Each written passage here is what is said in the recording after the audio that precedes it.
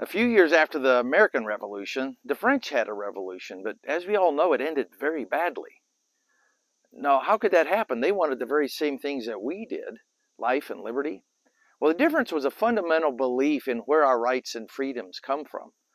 You see, the French had spotted a similar problems to what the Pilgrims had when they came to America, and that is that when the state runs the church, runs Christianity, it's a really bad idea.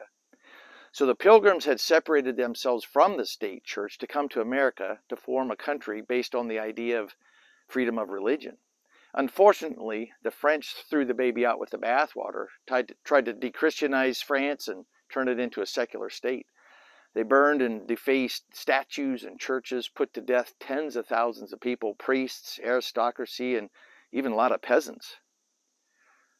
Now, they had no outside reference point for their rights and their freedoms because they had tried to get rid of God. So they based them on the humanistic thinking that came out of the so-called Enlightenment.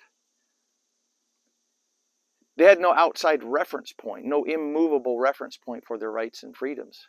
And as we know, human nature is very fickle. What's okay one day is wrong the next. What's safe to say one day is deemed illegal the next. Now, fortunately, our founders understood and held the same belief that the Pilgrims did, and that there is a God. He is the giver of our freedoms. They wrote it into all of our founding documents, including the Declaration of Independence. We hold these things to be self-evident, these truths to be self-evident, that all men are created equal, endowed by their Creator with inalienable rights.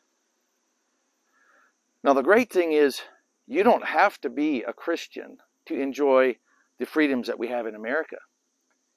You don't even have to have any religion. And the whole reason that you have the freedom to make those choices is because our founders knew and understood that there is a God who is the giver of our freedom, not the king, not we the people, but God, and that never changes. And you're made in His image with free will to choose. In the Old Testament, Moses said, "Today I've set before you life and death, but I say to you, choose life." In the New Testament, Paul said, "It is for freedom that Christ has set you free." And our prayer for you is that you choose life, choose freedom. It's what you were made for. Welcome to the Great Awakening.